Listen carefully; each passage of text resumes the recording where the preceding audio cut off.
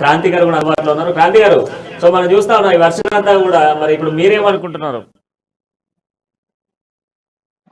ముందుగా ప్యానెల్లో ఉన్న పెద్దలందరికీ మీకు నమస్కారం.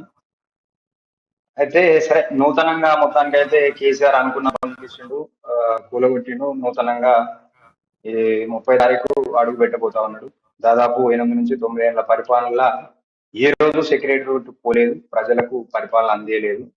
అంటే ఇక్కడ ఒక విషయం గమనించాల్సింది ఏంటంటే, ఇక నుండైనా ఇప్పుడు పోయే ఏ రోజైతే 30 రోజు పోతా ఉన్నారో, నేను అమ్మా న్యూస్ నుండి కానీ ప్యానల్ పెద్దల సమక్షంలో కేసీఆర్ గారికి విజ్ఞప్తి చేస్తా ఉన్నా.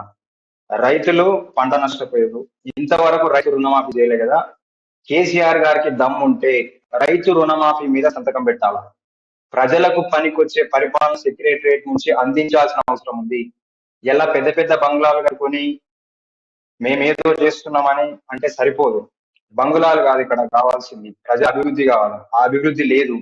ఈరోజు ప్రగతి భవన్ అయితేంది, సెక్రటరియట్ అయితేంది, ఆయన ఉన్న ఫామ్ హౌస్ అయితేంది, పేరు గొప్ప ఊరు దిబ్బ అన్నట్టు మీరు పెద్ద పెద్ద కట్టడాలు కట్టి ప్రజలకు పరిపాలన అందించినప్పుడు ఎందుకు ఆ కట్టడాలు? ఇప్పుడు నేను ఒక మాట అంటాండి, మీరు పెట్టే సంతకము సెక్రటరియట్ లో రైతు రుణమాఫీ గురించి పెట్టే దమ్ముందా కేసీఆర్ గారికి? ఇది అమ్మా న్యూస్ నుంచి డిమాండ్ చేస్తా ఉన్నాం. పెద్దలు కూడా ఉన్నారు ప్యానెల్లో, వాళ్ళందరి ముందు డిమాండ్ చేస్తా ఉన్నాం. విజ్ఞప్తి కూడా ప్రభుత్వానికి, ఎప్పుడైనా ప్రజానాయకుడు ప్రజలలో ఉండాలి. ఇలా సెక్రటరీ ఎస్టిమేషన్ 600 కోట్లు వేసుకుని ఈరోజు దాదాపు 12 to 1300 crores దాకా పెట్టారు. ఎవరి సొమ్ము అండి?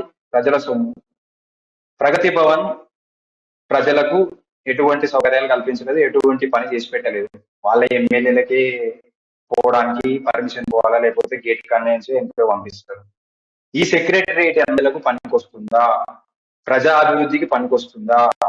ఇలా వీళ్ళు విలాసంగా కూర్చోవడానికి, వీళ్ళు సీట్లలో కూర్చొని సంతకాలు పెట్టడానికి పెద్ద పిల్లలు కట్టుకుంటారండి.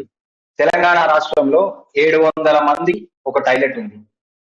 హాస్పిటల్స్ లలో డ్రైనేజ్ లీక్ ఉంది, బెడ్స్ సరిగా లేవు, ఏ ఇన్ఫ్రాస్ట్రక్చర్ సరిగా లేదు, అసలు మీ వ్యవస్థనే సరిగా లేదు. వ్యవస్థను ఎట్లా కరెక్ట్ చేయాలనే ఆలోచన ఎవరు ఆలోచిస్తున్నారండి? తెలంగాణ రాష్ట్రంలో 700 మందికి ఒక టాయిలెటా? ఏది నీ వైట్ హౌస్ కట్టుకున్నావు కదా, అంతే చిత్తశుద్ధితోటి ప్రజల పట్ల చిత్తశుద్ధి ఉంటే, విద్యార్థుల పట్ల చిత్తశుద్ధి ఉంటే కట్టండి. ఇప్పుడు నూతన సచివాలయము, క్రాంతి గారు, నూతన సచివాలయము ప్రజలకు ఉపయోగపడుతుందా, ఉపయోగపడదా?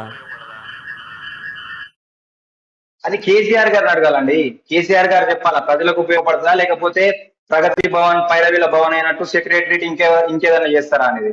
ఇలా ప్రగతి భవన్ ముంగట కంచెలు కట్టి ఎవరు అసలు ప్రజలు పోకుండా అడ్డం కట్టారు కదా. ఇప్పుడు 4 రోజులు అయితే దీనికి కూడా కడతారండి. అసలు అటు పోయే ఒక వ్యక్తి పోయే పరిస్థితి కూడా ఉండదు. అడిగితే ప్రశ్నిస్తే లోపేస్తారు కదా. ఇలా ప్రగతి భవన్ లో బుల్లెట్ ప్రూఫ్లు పెట్టుకున్నారు. మళ్ళీ సెక్రటరియట్ కి ఇప్పుడు 6th floor లో ఉండాలా, ఏదో జ్యోతిష్యము జాతకము ఏందండి? ప్రజల మన్నన పొందితే ఎన్నిసార్లు అయినా అధికారం వస్తారు. నేను చెప్తా ఉన్నా, కొత్త సచివాలయం కొత్త ప్రభుత్వానికి, అది నూతన ప్రభుత్వం ఏర్పడాలా, అది ప్రతిపక్షం ఏర్పడాలా, ప్రతిపక్షాలకు బాధ్యత ఉంది. అది ప్రజలు కూడా ఆలోచించి ప్రతిపక్షాన్ని ఎన్నుకోవాల్సిన అవసరం ఉంది.